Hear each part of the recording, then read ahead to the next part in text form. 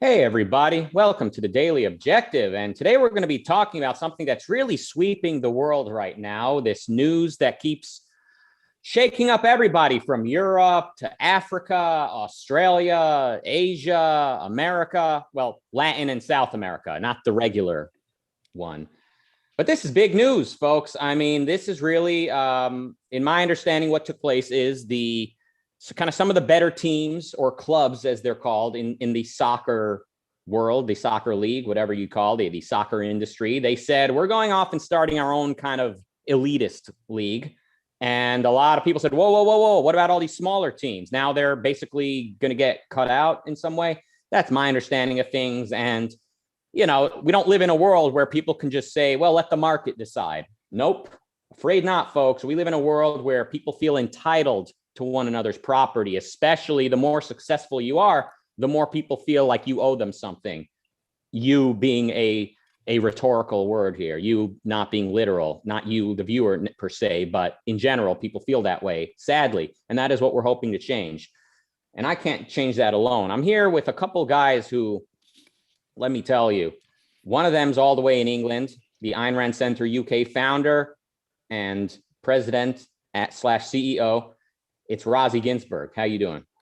Hey, director, but director. Exactly. I've been better, but we'll talk about it as the episode goes along. This is not only a place for news and philosophy, but we're also here to support you emotionally. And here as well is a guy who, growing up, my favorite possession was an Ibáñez guitar. And this guy right here is actually, his name is Ibáñez. This guy, he doesn't need to go out and buy an Ibáñez. He is an Ibáñez. Welcome, Ricardo Ibáñez. Thank you. Thanks. Now, Ricardo, are you in Peru? Am I recalling correct? Yeah, are you from I'm there? in Peru. You're yes, in Peru. I'm from here, and I'm living here now too. So very cool. Okay, just wanted to mention something about you, so we're not just so we have some background. And you have your own podcast. You are in the world of objectivism, economics, philosophy, various things. Yeah, basically promoting objectivism, especially for the Spanish audience. So it's about that, and it's like a intellectual entrepreneurship, right? That cool name. That's very cool, and you're reaching a lot of people that I think me and Razi probably couldn't hope to reach. So very, very cool. What do you make of my summary of what took place in the last few days with the soccer clubs? Did I summarize it correctly or what? Yeah, I mean, I'm here first of all because of the cultural thing happening, but also because in my case I love soccer. So soccer is like religion, not literally, but so basically what you have said, it's right. I mean, 9 of those clubs have been withdrawn and counting thanks to our overwhelming negative reaction. And it's basically, they say basically it's anti-competition, anti-soccer, and driven solely by greed and selfishness, right? So in my case, I would say that I totally disagree with this movement because I think it's against oneself, and this is what also Ayn Rand talk about to be selfish is to be good, and we should always be selfish. But we're seeing the opposite here even in soccer. I never thought I would see this happening in soccer. So what do you think, Razi?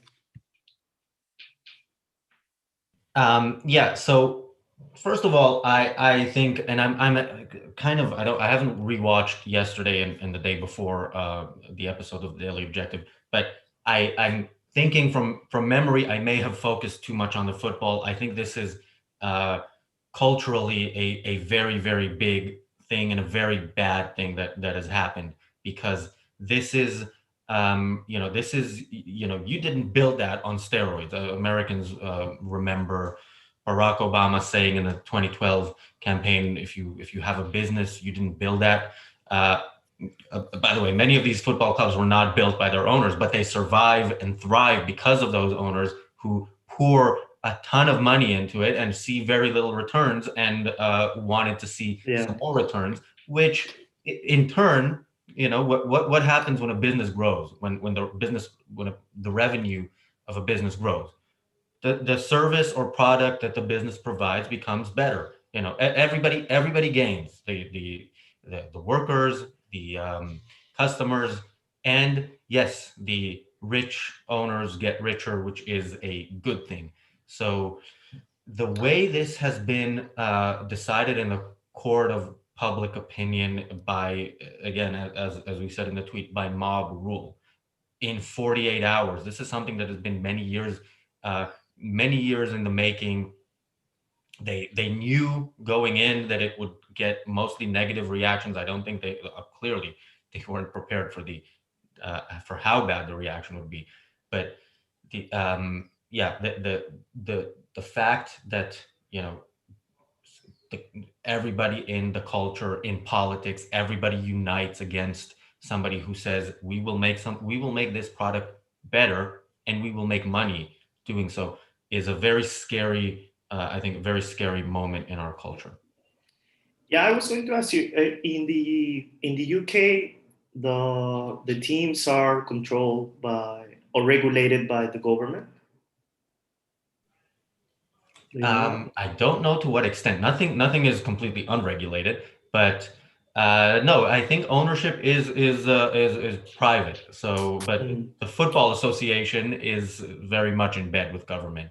So, and again, as we saw over the past couple of days, the government is intervening. It's going to be way more involved, and they now both the sports minister, or whatever the equivalent of that is, and the prime minister have spoken about fan ownership of clubs, which is something that, again, an owner of a club can say, okay, you know what, I think 51% of the club being owned by fans is a good thing, and they can do that. But if government steps in, you can't not do that. And if that does happen, sorry to be so negative, but I would love to see English football really collapse, and become much, much worse, because that's what fans deserve. Wow. That's saying something. Well, just English, just English football. You're not Israeli and others. Specifically English football, because this is where I saw this sort of lynch mob, and this is where I am, and where the Ayn Rand Center UK operates, and it was the English clubs who pulled out after this united campaign by media, politicians, and the mob. It's got to be very difficult for the football players as well as the owners, but I'm specifically thinking about the athletes, because it's so rare to see even businessmen stand up to regulators, let alone standing up to the public. You never really see that. But let alone an athlete. Now, athletes, they have a certain type of personality. They're not philosophers. They're just kind of very driven and focused people, and it's not really their job to have all the answers in philosophy and politics. They just know how to do their job and do it well. And the fact that now they're facing this public outcry with moral undertones, being told like, you owe us something.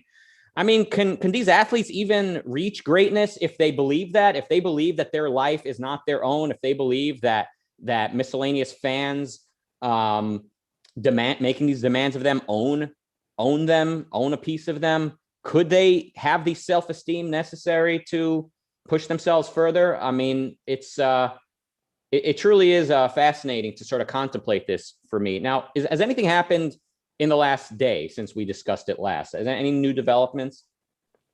Well, yeah, the English clubs all pulled out. All 6 of the 12 clubs that were the founding members, 6 were English. They all pulled out. Then I think 3 others pulled out. Right, were the only ones left. From Italy. Real, Juventus, and is it Barcelona? There are 3 clubs left, basically, as of now. Okay. Yeah, I mean, all but over. Mm-hmm. Yeah, I think what Rucka said, it's right about, maybe I would say also that maybe soccer players are not the most smart. They are of course, smart soccer players, but there are some that are not that smart. But you don't need to be that smart. You need to be, the best minds is not about intelligence, but about how independent one's mind is. So I haven't really seen from soccer players, some soccer players speak out about, that again in favor of this European Super League. I have only seen negative comments. We all know from Neville who say that it's a criminal act, and also from Ferdinand and so on, right? So I think it's a shame that no soccer player. I wish Cristiano Ronaldo or Messi would be, speak out for one's individuality, but they probably don't know about it. And also, I think it's hard to say if they are really happy, or, probably they are happy, but they're living to their fullest potential, because some of these stuff, if they really sacrifice from time to time, it just creates internal conflict. So we would have to evaluate each situation to see how this impact each one of these, soccer players' lives. But there's also good. I have to stand up for some good chairmen, such as the president from Real Madrid, who said that. I have it here. One second. He said that the world's top clubs would be the greatest show in the world. There's nothing like it. So even though he received all this criticism, Florentino Perez has still, keep his position about this. As well as Juventus chairman, he said also that he remained convinced of the beauty of that project. No, so there are some people, at least from the top of the pyramid, that still believe in the project, which is good. But now the question is, what will be the implications of of what Razi has talked about, where fans should own. I read your article about fans should own a minimum 51% stake of their club, right? What does that mean, by the way? They're like, what makes you a fan? Like, if you watch a game, do you now get a residual check in the mail? What does that mean? So I would think it's either season ticket holders, or clubs have club memberships, which if you're not a season ticket holder, it sort of gives you priority for tickets and things like that. So I think this does exist in Germany. I think some version of it exists in Spain as well, right? Although I'm not 100% sure. But again, it's a different thing if a club owner decides to bring the fans in, which I would not recommend, but they can do that if it's their property. But Ricardo, you mentioned if Messi or Ronaldo would speak out in favor of this, they can't. They would be annihilated. Their career would be over. They could never show their face in public, because they would be having to stand up to a lynch mob. And this is why my immediate reaction. We were on Clubhouse yesterday when the news came in that Chelsea was looking into leaving and Manchester City left, and I was sort of very upset and expressed my views of them leaving, and my views have since changed, because I don't know what that's. I can't imagine. We did a few weeks ago an episode about some alt-right retard, and we got a little bit of a not so nice reaction, and that's basically as far as we've experienced something like this. I can't imagine what if you open Twitter, everything is about how evil you are, and you see it in the newspapers. This is somebody posted, an Ayn Rand Center UK member posted this on our WhatsApp group. The Daily Mail, which is one of the supposedly right-wing newspapers in the UK, their headline on this is "Football Civil War: Defeat of Greed." So, Well, the greedy, or not the greedy, but the predators are really the ones who are in the FIFA, and the UEFA, really, because they are the ones who represent corruption, and like the Qatar thing. World Cup. Sepp Blatter is, he's laughing in his grave, even though he's still alive, over this, because he was, he was recognized as one of the most corrupt, probably, people on this planet just a few short years ago. Everybody remembers that scene where somebody came through cash at him, and now the world is united to defend the structure that put him where he was and gave him the power that he had. So. Yeah, I think it's very irrational too. The fans are very rational as well, as if we want to evaluate the culture, because they are attacking this project, but they usually have an attack with the same, level to FIFA, corruption scandals, and so on. So I think soccer is gonna be regulated in England soon, if this still happens, if you still base your decision on irrationality. I mean, what we see in today's landscape, and this is in America as well as everywhere else, is that it's like a team effort between the team owners, the politicians, and, the fans in some cases have a say, the city council, for a big city, the local politicians, the mayor. It's a team effort to see what works best for everyone. I love new issues. How can we solve these problems? But we need to, ideally, we absolutely need to divorce business from government, putting aside crime, but we need to divorce them. No subsidies, no regulations. If a city wants a stadium, they need to be able to buy enough tickets. They need to be able to sell enough tickets to support the stadium. Maybe some cities will actually rely on charitable donations. People donate hospitals to the city, right? Like wealthy people donate a hospital building. Maybe I could contemplate a free society where the market will not provide a gigantic stadium, but with the market plus a handful of very wealthy people, they understand how important sports are. They love sports, and they're willing to pay for this, to help pay for the stadium. There's all types of ways that could bring about a system in which sports are completely privatized. But what we have in the world today, and this goes for everywhere, probably every country and every city that has a sports team, is it's seen as a team effort. The government, some private citizens, and nobody feels bad for the owners or for the players. Nobody feels bad for them because they see them as living this glamorous, wealthy life. But to the extent their rights are being violated, we ought to feel bad for them, and we ought to fight for their rights. They have a right to their own life, and that includes their own property, their own achievements, their own ability. And the more we chip away at those rights, the more we take a little bit, regulate a little bit, impose a little bit of antitrust regulations and other types of regulations, the more we chip away at that, the more we see not only that the regulatory beast grows, but psychologically people feel more and more and more entitled to one another's property and one another's lives, really. And irrationality breeds more irrationality. So we are in bad shape. Yeah, I just wanted to quote really fast what UEFA and FIFA said, just to connect it with just what you just said, Rucka. They said, we will remain united in our efforts to stop this cynical project, a project that is founded on the self-interest of a few clubs, at the time when society needs solidarity more than ever. So, as Ayn Rand said, right, we need to overcome the concept of selfishness in order to really have a cultural change. And that's basically the solution, I would say.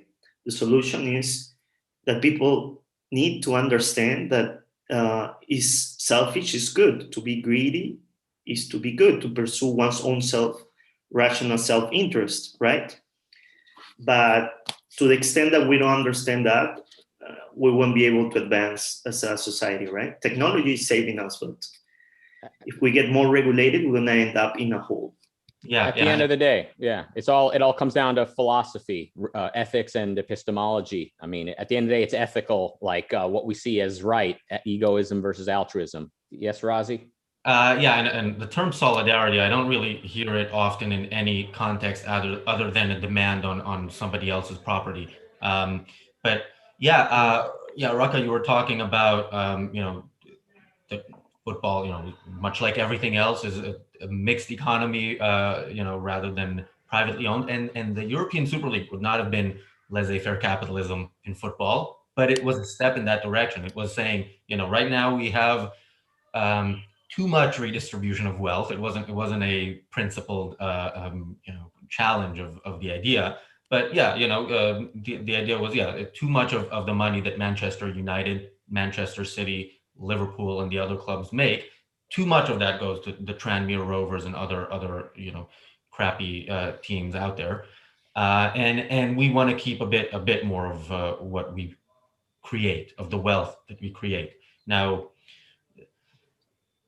you can find this kind of stuff anywhere. If somebody lifts their head up too high, if somebody does too well, they are supposedly harming those who are not doing as well.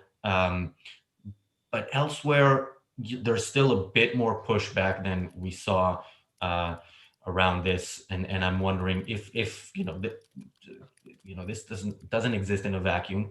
People will see it and apply it when there's similar conflicts in other fields and so on. And yeah, the good student asked in the chat something about football fans not being very bright, and I think they've gone out of their way to prove that in the past 3 days for the most part. Some of us, are football fans and would like to think we are bright, but yeah, overall, I think there's yeah, many football fans would do well to think a bit. Well, they can, but I mean, I'm not worried about the stupid people. I'm always saying this. I'm worried about the smart people. So when you look at how people are dealing with Silicon Valley, wanting to regulate them, how people are dealing with the finance industry, it's the intellectuals that are leading the way, whether football fans realize it or not. They are bottom feeders at the end of the day, intellectually. In other ways, they are, the atlases with either with manual labor they do or with other various professions they do. Creative professions, whatever it is, they are atlases in their own field. But intellectually, most people are bottom feeders. The real elite, we're talking about the soccer clubs forming an elitist club, an elitist league. At the end of the day, that's what we have in the realm of the intellect. A relatively small handful of people are setting the tone, and their premises are seeping out into the culture. So yeah, I mean, we can bash football fans all day. We can bash the average person a lot and talk about how irrational they are. But what alternative is being posed to them, other than us, other than a handful of objectivists that are saying the soccer clubs should be completely privatized and its owners and shareholders have a inalienable right to their own lives and property. Other than people saying that, there's really there's no presence in the culture of any healthy alternative to what we're seeing. Am I right?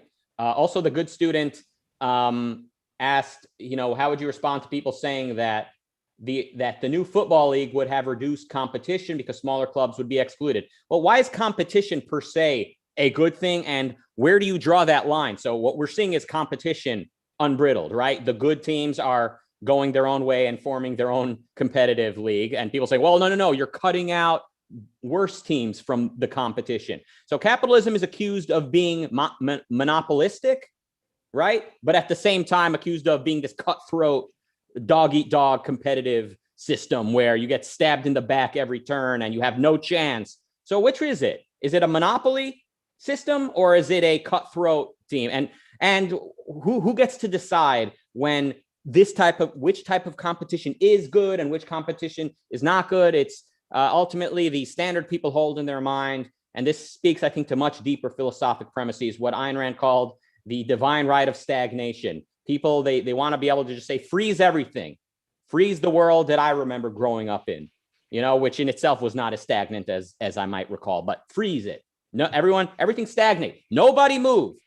That's just not the way the world works. It could not be commanded. You cannot command stagnation. And why would you want to anyway? I think it speaks to this deeper root. You can look at it a number of ways. It's sort of like it's remnants of belief in God. God created the world a certain way, and it is the way God wants it to be. And even though a lot of people don't believe in God anymore, they don't literally believe in the same God as they used to in the Dark Ages, as this literal anthropomorphic creator.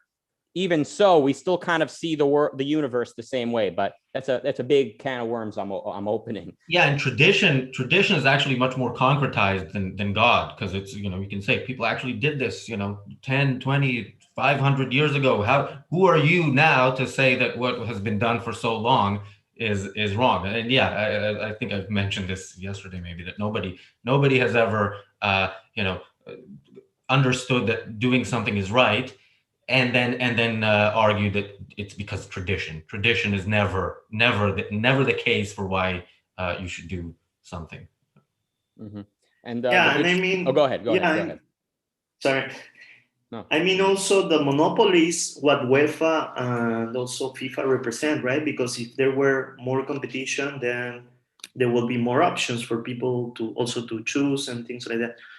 But UEFA and FIFA are, for me, like, for everyone, very corrupt, and they need to disappear. In a real competition, there would be better options if they deserve it, because the one who decides is not the government, who is privileged to certain, businesses, but to the best one, and that the one who decides that is the market. The market is the one that at the end that decides. So even though people don't agree, with what is happening, I don't think, philosophically speaking, they should give credit to FIFA or to UEFA for being, for instance, non-profit organization, even though we know they are corrupt and get more than $2 billion, per year. And they appear to be humble, so they get credit for that, moral credit, But we should stand for, multimillionaires, wealthy ones that are independent thinkers, that has integrity, honesty, who have made their way. And we should say thank you, and say thanks, because of you,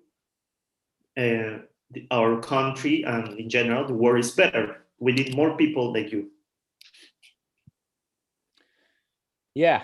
By the way, a lot more questions in the chat room we're not going to be able to get to. The good student asks, he is a good student. He asks, but isn't tradition something which was created by trial and error?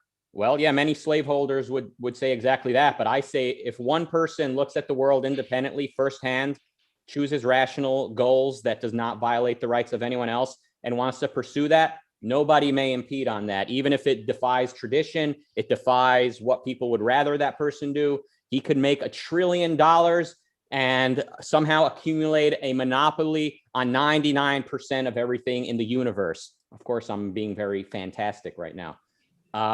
Nobody may impede his rights if he did it through, honestly, I don't care about tradition. I can use my own judgment and decide what I want to hold on to from the past. A lot more questions we didn't get to.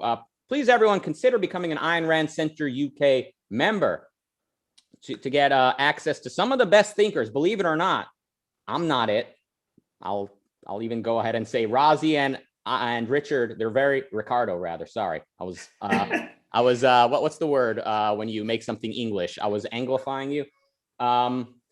As much as I respect them as thinkers, there's even more advanced thinkers you can get access to study with if you join the Ayn Rand Center UK. Please consider joining and helping this thing grow. Thank you all. Today, am I wrapping it up, Razi? I mean, you're the boss. Oh, yeah, sure. Okay. All right. We're jumping over to Clubhouse. Yes.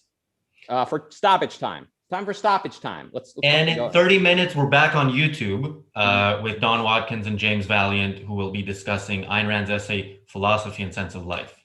Now, that is deep stuff. I'm looking forward to that. Let's jump over to Clubhouse. Me, Razi, Ricardo, and all of you. We'd love to hear from you. You can join us on the stage and let us know if you disagree. Maybe these soccer, football clubs have been getting their way for long enough, and it's time for them to listen to what the people want for a change. Give us your opinion. Thank you. Please leave us a comment. That's something we need to announce more, I think. Please leave a like and leave a comment on this video. We, it's great. It's great for everybody. And share it with your favorite football fans too. Absolutely. Please share it. Please share it. Leave a comment and leave a like. Manchester United and Newcastle in my case. Yeah. Ricardo, where can people find you, by the way? Oh, yeah, in ricardostein.com. They can find me on Instagram, on Twitter, as well as Facebook. Thanks. All right. Ricardo Ibáñez, everybody. We would love to have you back. And jumping over to Clubhouse now. And we'll be back here in 30 minutes for Don Watkins and James Valiant, Philosophy and a Sense of Life. And we'll be back here tomorrow, same time for the Daily Objective. And goodbye.